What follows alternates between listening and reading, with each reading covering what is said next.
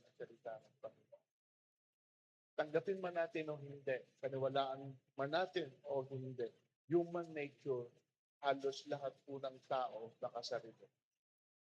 At kung meron pong hindi makasarili, siguro iilan lang po yun. Amen. Pero ang karamihan, self-centered, sarili ang iniisip, sarili ang inuuna, sarili ang mahalaga. At para kung wala silang pakialam na sa iba. At ang katwiran po nila, buhay ko ito, ako ito, hindi kayo.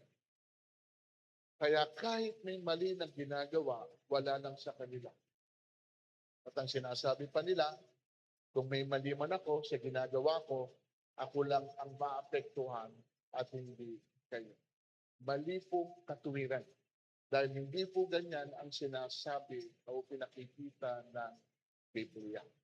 Sa Bible po, ang kasalanan ng isa ay maaaring magdala ng kapahamakan sa lahat. Sa iyo, sa ibang tao, lalo na maging sa pamilya mo. So kaya po dapat lahat po tayo sa ginagawa po natin, maingat po tayo. Maingat tayo sa kinikilos natin, maingat tayo sa sinasalita natin, maging sa pamumuhay po natin. Dahil meron po tayong maidadamay. Hindi natin pwedeng itong takasan, hindi natin ito pwedeng maiwasan. Okay? Tingnan nyo kung sinasabi ko po yung hindi ito. Bakit po natin nararanasan yung hirap ng buhay? Hindi naman po ganun ang design sa atin ng Panginoon. Sa John 10:10, I came to give you life and have it more abundantly. Sa ganang buhay ang gusto na iparanas sa atin ng Panginoon. Kaya na from the start, makikita po ninyo sa Garden of Eden, well provided po. Bago po niya nilikha ang tao, nilikha na muna niya ang pangangailangan ng tao. Dahil ang gusto ng Panginoon, hindi na natin ito paghirapan pa. Well provided, nandiyan na. Kung ano kailangan nyo, you can have it anytime you want to. But because of what? Disobedience. Dahil lamang po mga kapatid sa pagsuway, hindi po nila inisip kung ano ang pwedeng maging kapalit nito, hindi lamang po sa kanila personally, maging sa atin po ngayon na nabubuhay. Can you imagine that?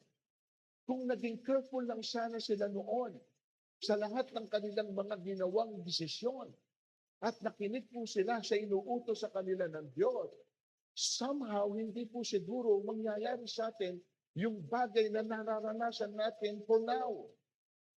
Because hindi nga po yan ang plano sa atin ng Diyos. Amen po ba? So, ang mensahe po natin ay pinamagatan ko po, isa lang ang sumuway. Marami ang nadama. Isa lang. Isa lang. Pero ang effect nito ay sa marami. Okay, huwag na po tayong lumayo. Yung ating pong generation na, si Eve at saka sino? Si Adam. Ano po yung utos? And the Lord God commanded the man. Tandaan nyo, commanded the man, not the woman. Saying you must surely eat of every tree of the garden, but of the tree of the knowledge of good and evil, you shall not eat. For in the day that you eat of it, you shall surely die. Kanino inutos po, mga kapatid? Yung commanded kanino? Sa man, kay Adan. Ano utos? Yung instruction, huwag kakain. Anong consequence pag kinain? Mamamatay. Sinunod po ba nila? Tingnan natin. Tingnan nyo. So when the woman saw that the tree was good for food, and that it was a delight to the eyes, and that the tree was to be desired to make one wise, she took of its fruit and ate. And she also gave some to her husband who was with her, and he ate. No, pansinin po ninyo mga kapatid. Ha? Sa lalaki sinabi na huwag kakainin. Sino ang kumuha at kumain? Yung pong babae. Ano ginawa po ng lalaki sa kanyang tabi? Hindi sinabihan yung babae doon sa sinabi ng Diyos sa kanya, kundi tinanggapan niya yung bagay na ibinigay sa kanya at kinain din niya. Amen. Amen po ba? Nakalimutan ni Adan yung sinabi sa kanya ng Panginoon, the moment na kainin mo yung bagay na ito, ang consequence, mamamatay ka. Amen. Amen po ba? O, ngayon, ano po ang naging bunga ng kanilang pagsuway? Nakita po ninyo? Minsan kasi, ang tinitingnan lang natin ay yung gain. Yung bagay na pwedeng makasatisfy sa atin. Yung benefit for now. Pero hindi natin nakita yung bunga ng bagay na yun. O, tingnan niyo po kung ano po naging kapalit. To the woman, he said, I will surely multiply your pain in childbearing. In pain you shall bring forth children. Your desire shall be for your husband, and he shall rule over you. O, ito, tanungin natin sa lahat ng nanay. O, totoo ba ito? Nahihirapan kayo sa panganganak ninyo? Yes. Dahil yun po yung bunga ng ginawa nilang pagsuway. So yung mga asawa, sino po ang namumuno? Lalaki o babae? Ha? Dapat po dito lalaki. Kasi ang sabi po niyan, he shall rule over you. Yun ang sinabi po sa babae. Amen po ba? So, kung bakit ganyan po ang sinabi ni Lord, dahil si Eva ang sumuway, pero hindi naman pinagsabihan ni Adan. Meaning, hindi ginampanan ni Adan yung kanyang tungkulin bilang head of the family. Amen po. Ngayon, kung meron dito ng asawang babae ang nasusunod, another pagsuway na naman yan. Kaya po hindi kayo magkaroon ng kapayapaan, lagi kayong merong pinagtatalunan, lagi tayong may pinag-aawayan. Kasi hindi iyon ang sinabi ng Diyos na ang babae ang mag-rule over her husband. Kundi ikaw na babae, sabi niya, ang mag-rule sa iyo hanggang the rest ng buhay mo ay yung kung lalaki. That is the set-up na inilagay po ng ating Panginoon. At yun yung exactly sinabi po niya. So huwag po natin aging suwayin na naman sila. Amen. Hindi ko sinasabing laging tama ang lalaking husband sa lahat ng kanilang gagawin o didesisyonan. Pero mga kapatid, hindi naman sinabi rito ng Panginoon na kapag ka mali asawa mo, huwag mo nang sundin. No, hindi po. Ang babae can suggest, can advise, pero kailangan ang may final say ay ang lalaki pa rin. Amen. Yun po yung tamang setup. So ngayon, yun po yung sinabi sa babae. What about dun sa lalaki? Hinarap naman ng Diyos si Adan at ganitong sinabi, pagkat nakinig ka sa asawang hirang na iyong kainin, yung bungang bawal, sa nangyaring ito, ang lupang taniman, aking susumpain magpakailanman. So yung lupa, kaya tayo nag-i-struggle sa lahat po ng bagay na ginagawa po natin. Kung yun po yung source of our living, meron pong sumpa, mga kapatid. So ang lupang ito ay para pag-anihan, pagpapawisan mo habang nabubuhay. Mga damot tinik ang iyong aanin, halaman sa gubat ang iyong kakainin, upang pag-anihan ang iyong bukilin, magpakahirap ka hanggang sa malibing. Deklarasyon ng Diyos. Yamang sa alabok, doon ka nang galing sa alabok, sa lupang alabok, ay babalik ka rin. So alam natin lahat, mga tatay, amen? Madali po ba ang buhay? Madali po bang kumita? Madali po bang maghanap buhay? Pagpapawisan mo, paghihirapan mo, pagtitisan mo. Hindi ka nga makahinto sa pagtatrabaho eh. Lalo na kung ikaw lang inaasahan ng pamilya mo. At kahit minsan alam mo na hindi mo na kaya, pinipilit mo pa rin ang sarili mo dahil yun ang papel mo. At ang pinakamasakit dito, sabi ni Lord, hanggang sa mamatay ka, hirap at hirap ang dadanasin mo. Maliban lang po siguro dun sa mga nakaangat na sa buhay for now. Pero galing pa rin sila saan? Sa kanilang mga pinaghirapan. Amen? Nagsika, pero walang hindi po nag-start na naghirap sila from the start. Amen? Maliban lang siguro yung mga nagmamana na lang ngayon nung kayamanan ng magulang nila na somehow pinaghirapan ng mga magulang nila na nai-enjoy na ng anak nila. Amen po. Pero kung hindi rin po maimamanage po ito ng tama, then meron din po itong kapalit. So mga kapatid, nakukuha niyo po? Ha? Isa lang. O tingnan niyo, isa lang. Ang kasalanan ay pumasok sa sanlibutan sa pamamagitan ng isang tao. Very clear, isang tao lang.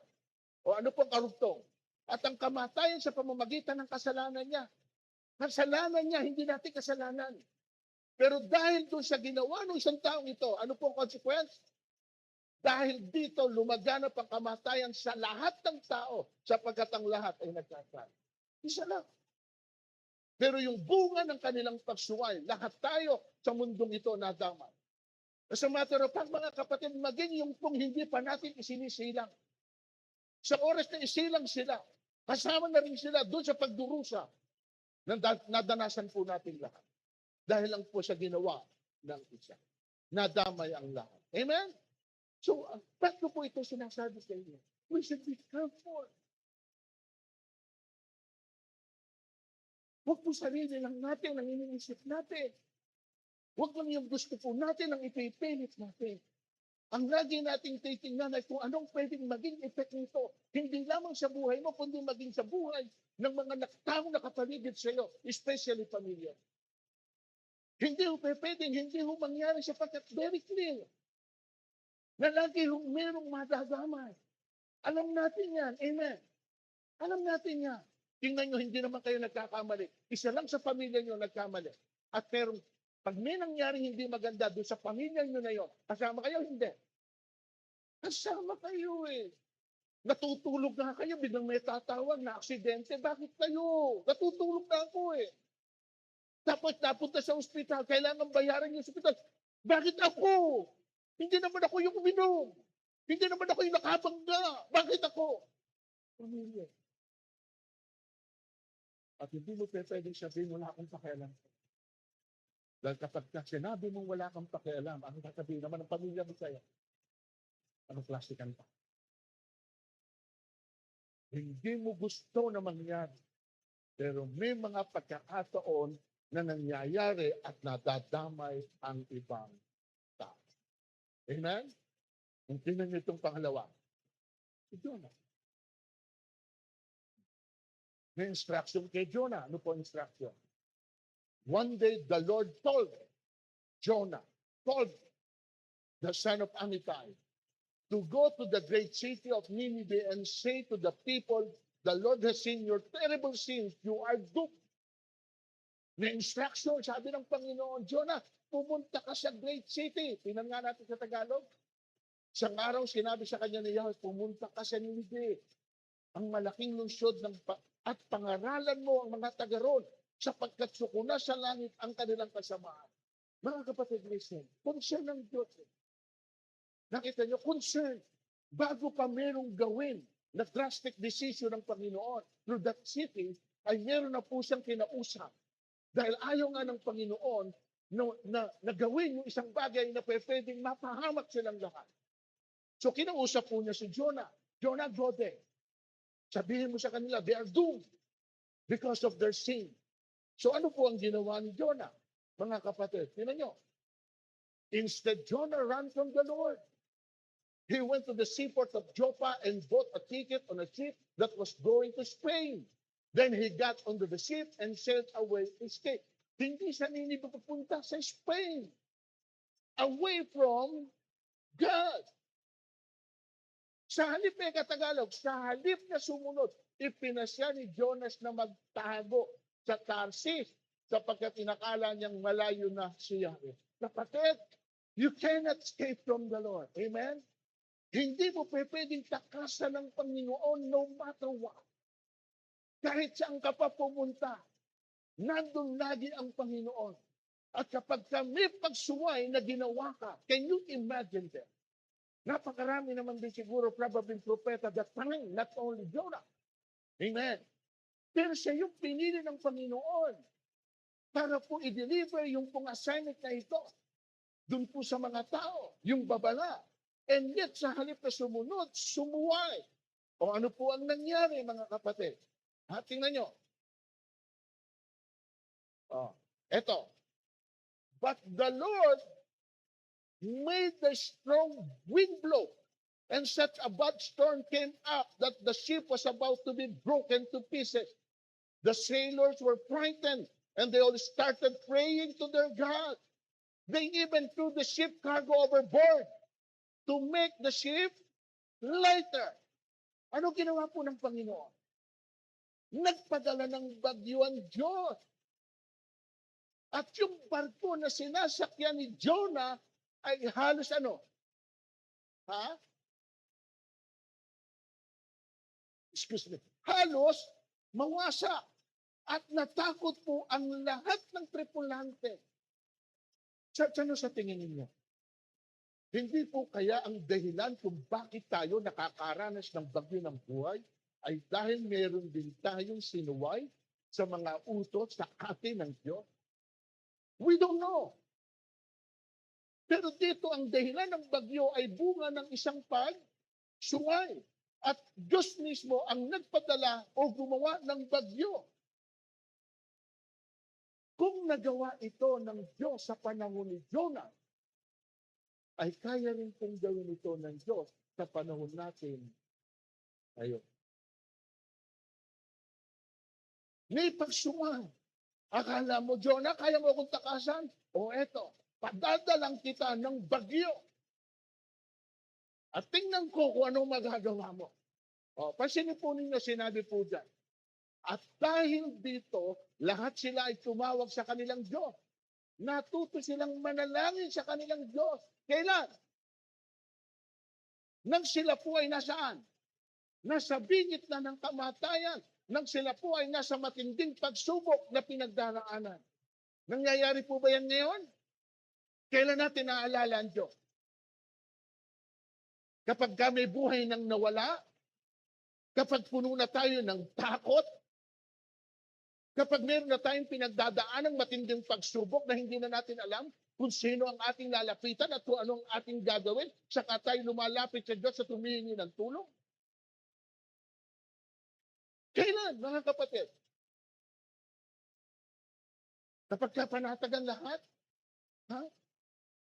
Yun ang nangyayari sa atin. Complacent ang marami kapag normal ang lahat ng bagay at walang bagyo sa buhay.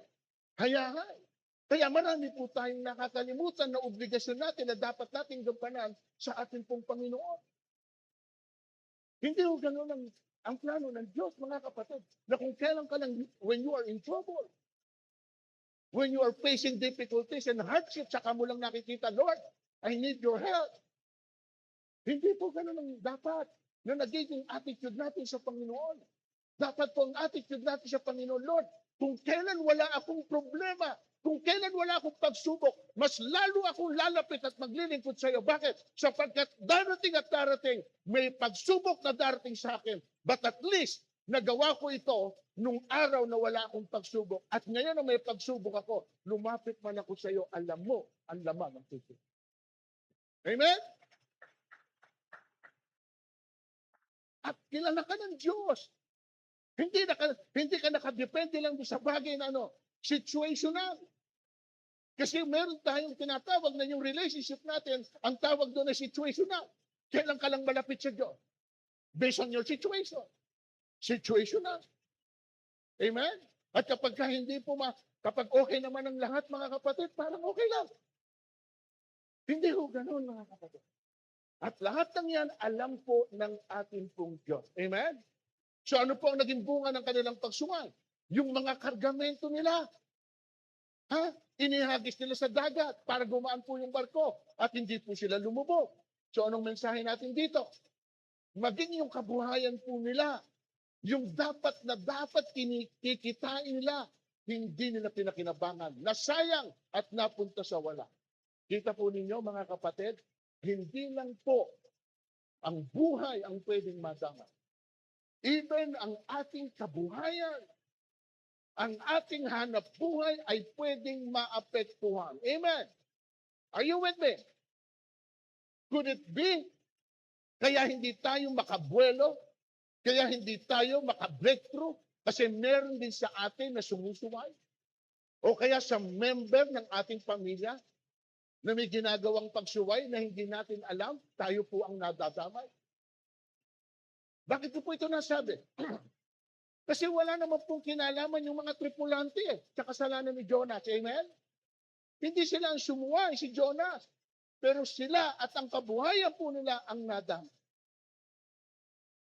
Alam niyo po kung bakit po si Job early morning ay nag-aalay sa Panginoon? You know kung anong reason niya? sapagkat iniisip na baka yung mga anak niya, okay, at his back, without him knowing na nagkakasala yung mga anak niya at merong sinusuway sa Diyos.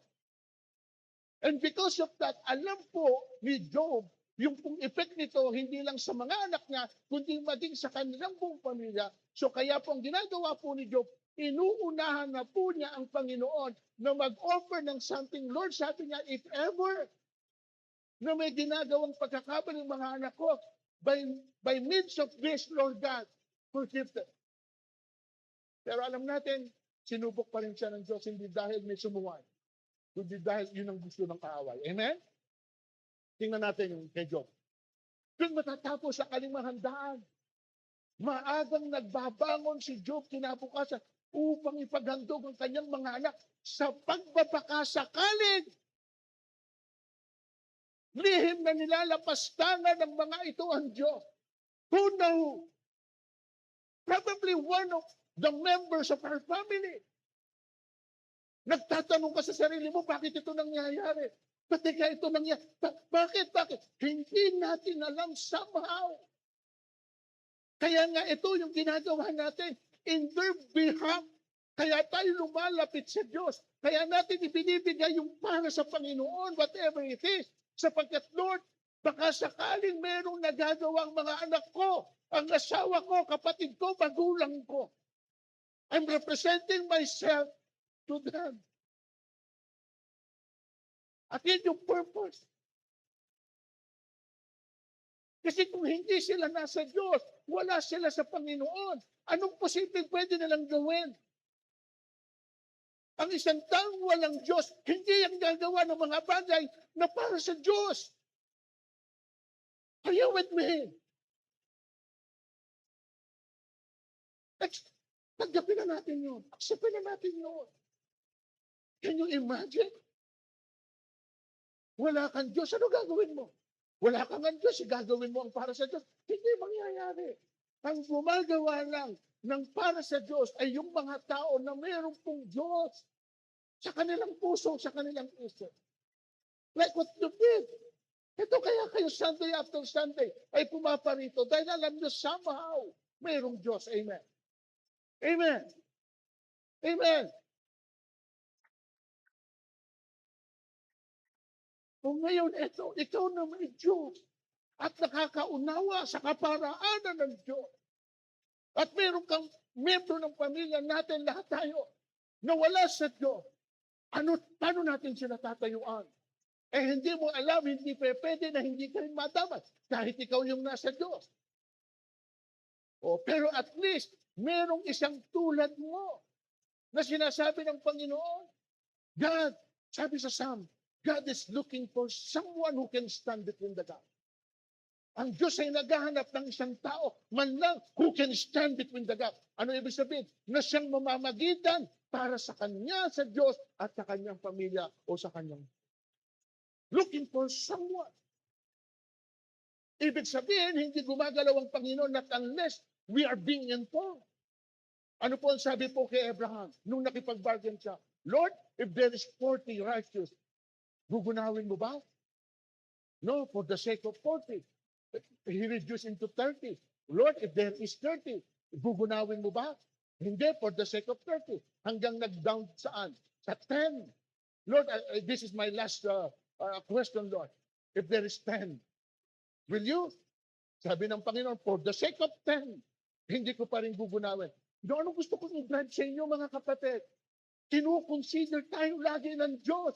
Kapag meron siyang gustong gawin, tayo muna ang kinukonsulta ng Panginoon. At kung tulad tayo ni Adan na walang gagawin after na sabihin sa atin yung pwedeng mangyari, then we will reap the consequence. Are you with me, church? Yun yung purpose. Pag hindi tayo maingat, I'm telling you straight, pasensya na po kayo. Pero ayokong masayang ang lahat ng sakripisyo na ginagawa ninyo for God. At the end of the day, at masasabi natin, ito pa rin ang naging bunga. Anong nangyari? Para saan na nakakilala ka?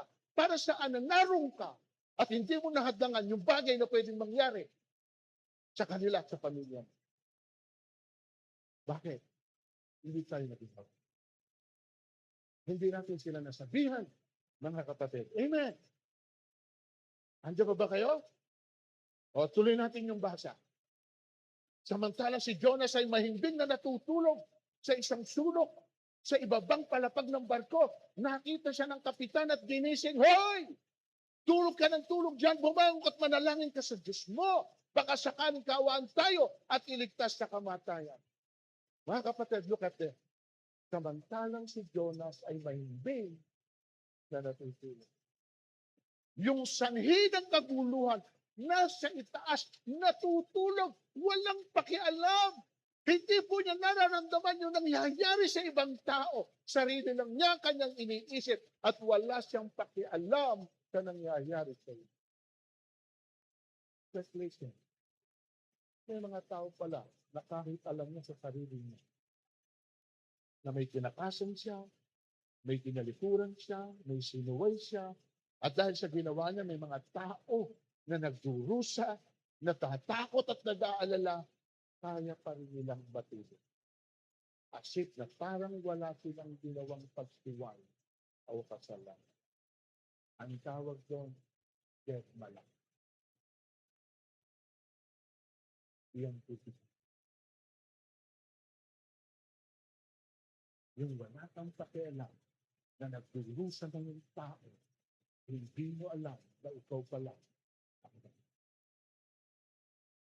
hindi ka sensitive sa bagay na nangyayari. Kaya nga mga kapatid, kapag merong isang bagay na inalawan Diyos, dapat ang first move na dapat natin gawin, hindi lamang lumapit sa Panginoon, kundi magkaroon tayo ng assessment sa sarili natin. Lord, could it be? Ako ba? Lord, ang dahilan ba? Ako ba, Lord? Ang posible?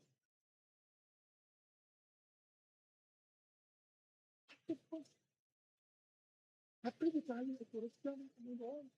Nakikaw na. O at least, malinaw sa'yo. At hindi ka insensitive like Jonah. Na you can sleep. Habang yung pong mga kasamahan mo ay hindi na alam kung ano gagawin. At can you imagine, ibang tao pa ang nagturo sa kanya kung ano ang mabuti at dapat gawin. Why don't you call your God? Manalangin ka na. Huwag kang matulog, manalangin ka. Baka expert tayo ng Panginoon mo dito sa bagay na nangyayari sa atin. Ibang tao pa ang nagsabi at nagturo doon sa dapat gawin na siyang nakakaalam kung ano ang dapat hindi niya ginawa. Amen? Ganda dito na tayo. Kahit nakikita na natin na naghihirap na ang loob ng tao, natatakot na at halos hindi alam ang gagawin dahil hindi sila tinitigilan ng bagyo at hindi nila alam na ikaw pala at dahilan at pinagmumulan. Kaya nangyari ito sa kanila. Sa kabila noon, natutulog pa. Natitiis mo, mga kapatid, at okay lang sa'yo. Ang tawag doon, passive. Alam niyo ba ibig sabihin ng passive? Alam. Wala kang pakiramdam sa nangyayari sa katabi mo, sa nangyayari sa mga taong nakapaligid sa iyo. At ang iniisip mo, hindi ikaw. At sana nga, hindi. Sabi mo sa katabi mo, sana hindi ikaw. Amen? Ano nangyari? Lalong lumakas ang bagyo. Kaya si Jonas ay kinausap uli ng mga tripulante. Anong ibig namin gawin sa iyo? Para pumayapa ang dagat. Ihagis niyo ako sa dagat sapagkat alam kong ako ang dahilan. Nagngingit-ngit ang bagyong ito, sagot niya. Dito po inamin na niya na siya ang dahilan. Listen, church, aaminin din pala niya. Sana nung nagsisimula pa lang yung bagyo. Amen. Sana yung hindi pa nasisira yung barko. Sana yung hindi pa itinatapon yung kargamento. Sana. ganun din naman pala ang end result. Aaminin mo rin pala na ikaw ang may kasalanan. Ba't hindi pa nung una? Nung wala pang nangyayaring hindi maganda. Kasama ko pa ba kayo? Eto ngayon, willing siyang tanggapin kung ano man yung posibleng kapalit ng ginawa niya. Kahit yun pa'y ikamatay niya. Sabi niya, ihagis mo ako. Tanong, kanina, ba't inihagis nila kargamento? Wala nang may gusto tumagot. Bakit inihagis yung kargamento? Para gumaan yung palto at hindi totally lumubog. Amen. Okay, tandaan yan. Ngayon, bakit si Jonas naman ang inihagis? Ha? Dahil alam nila na si Jonas ang sanhi ng bagyo. Amen. So, ibig sabihin, kanina, para wag silang lumubog, yung nagpapabigat, ihagis. Nung hindi nila makita, nahanap, si Jonas pala ang dahilan, inihagis. Amen. Lesson learned. Kung ano man yung alam nyong dahilan na siyang nagpapahamak sa inyo, at dahil may tendency na lumubog kayo, at hindi na kayo makaahon mula dito kasi ang bigat ng dinadala nyo, get rid of it. Itapon nyo. Ihagis nyo. Huwag nyo po siyang isama sa buhay nyo. Huwag nyo siyang dalhin at bitbitin sa journey nyo. Iyan ang magpapabagal at magpapahirap din. At alam niya po ano. Hindi ko na kailangan pa itong i-detail sa inyo. Alam mo yan kung anong nagpapabagal. Alam mo kung anong pumipigil. Alam mo kung anong nagpapabigat. Alam mo yung unti-unting naglulubog. Dahil dyan, maraming madadamay yung buhay mo, yung buhay ng ibang tao, maging buhay ng pamilya. Amen, mga kapatid. Ano nangyari? Maganda. Kaya't nung nalangin sila kay Yahweh ng ganito, Yahweh, huwag po ninyo kaming hayaang mamatay dahil sa gagawin namin sa taong ito. Huwag po ninyo kaming parusahan kung mamatay man ang taong ito. Kayo po, Yahweh, ang may pananagutan dito. Nagkasabi, binuhat nila si Jonas, iniagis sa dagat. Agad naman pumayapa ang dagat. Dahil dito nagkaroon sila ng matinding takot kay Yahweh, kaya sila nag-alay ng handog at nangakong maglilingkod sa Kanya. Nakita niyo po mga kapatid ang nangyari? Pumayapa ang bagyo. Amen. Meaning, oras na maitama natin yung mali natin na nagawa, pumapayapa ang lahat. Amen. May impact ito sa mga taong nakapaligid sa atin. Sila na dating hindi naniniwala sa Diyos, isang araw maniniwala sa Kanya. At nangako, sabi ron, at maglilingkod kami. Yung pagsuway ng isang may negative effect. Gayon din ang pagsunod, may positive. Kung sa negatibo ay pwedeng merong madamay, even sa paggawa ng positibo, pwede hong may makabuti rin sa mga taong nakapaligid. Amen? And here is my final example. Si Achan. Si Achan. Huwag na huwag kayong kukuha ng anumang bagay ng nakatakdang wasakin. Kapag kumuha kayo ng anuman, kayo at ang magiging sanhi ng pagkapahamak ng buong Israel. Tingnan niyo instruction. Tingnan niyo instruction. Huwag kayong kukuha ng anumang bagay. Dapat wasakin ha. Kapag kumuha kayo ng anuman, kayo ang magiging sanhi ng pagkapahamak ng buo. Buo. Ibig sabihin, lahat po ng nasasakop noon, yung kung ikaw ay kasama sa Hudyo, buong Israel, kasama ka sa mapapahamak. Amen? Huwag kukuha. Ano ginawa? Ngunit nilabag ng Israel ang utos ni Yahweh na huwag kumuha sa Jericho ng mga bagay na ipinawawasak ng Yahweh bilang handog sa kanya. Si Akan na anak ni Carmi, apo ni Sabdi at apo sa tuhod ni Sera mula sa lipi ni Judah ay kumuha ng ilang bagay na ipinagbabawal kunin kaya naghahanap sa kanila si Yahweh. Ito na, yun po. Consequence. Yan ang dahilan kaya sila natalo na kanilang kaaway, natakot sila sapagkat sila rin ay dapat lipunin. Hindi ko na kayo tutulungan. Hanggang hindi niya sinusuko ang bagay na pinagbawal ko sa inyo, hindi kayo makakaharap sa inyong mga kaaway hanggang hindi naalis yung mga bagay na yan. Oh. Hindi na kayo makakaharap sa kaaway nyo. Hindi na rin kayo mananalo. Dahil wala na kayong kakayahan. Hindi na rin kayo tutulungan ni Yahweh. Yun ang bunga ng kanilang pagsuway. Yung nagdala sa kanila ng kabiguan sa lahat. At may mga nagbuwis ng buhay. Hinabol sila buhat sa pintuan ng lungsod hanggang sa tibagan ng bato. 36 ang napatay sa kanila. Nang sila yung matrek pababa sa bundok. Kahit natakot sila at nasiraan lang. So, again, hindi babalik ng Lord yung tagumpay hanggat hindi na itatama yung tagumpay. Minsan, ang hadlang sa tagumpay ay hindi na po ang diablo, kundi tayo na mismo. Meron tayong hindi kayang isuko. Kaya sinabi ni Josue kay Akan, nasa harapan ka ni Yahweh, ang Diyos ng Israel.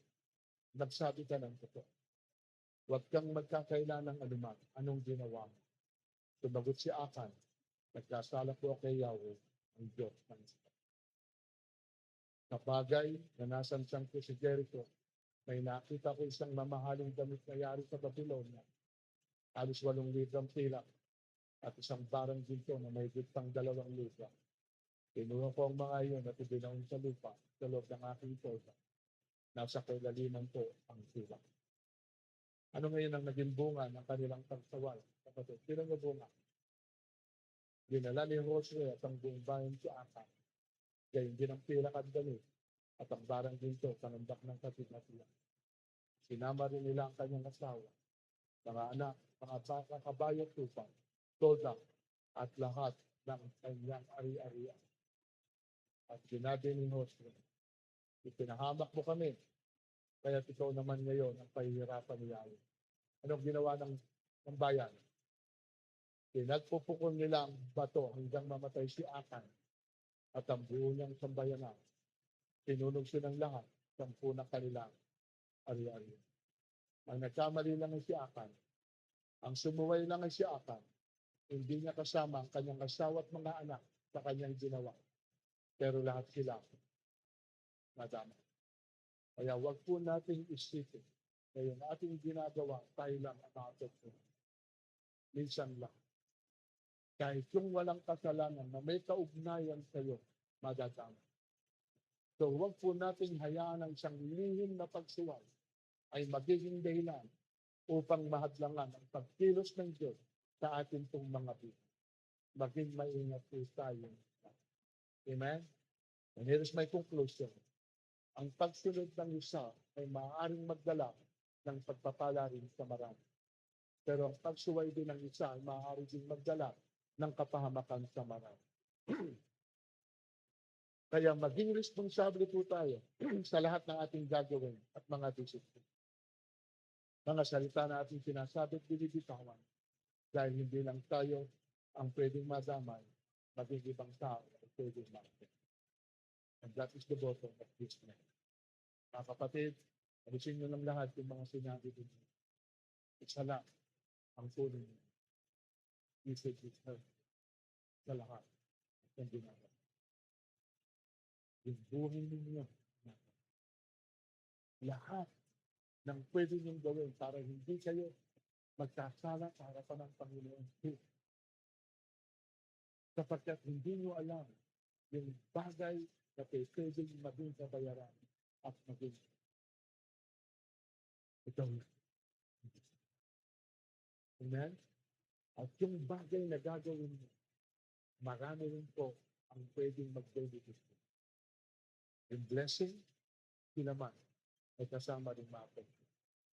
Pero yung pong mali, ilagay, ay pwedeng mapag. Ulitin ko ulit, mga kapatid. Buhay. Amen?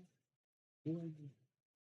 Gawin mo na ang buhay mo ay maging pagpapala at hindi magdadala ng impact sa buhay ng Diyos. Palakpakan natin. Kahit natin.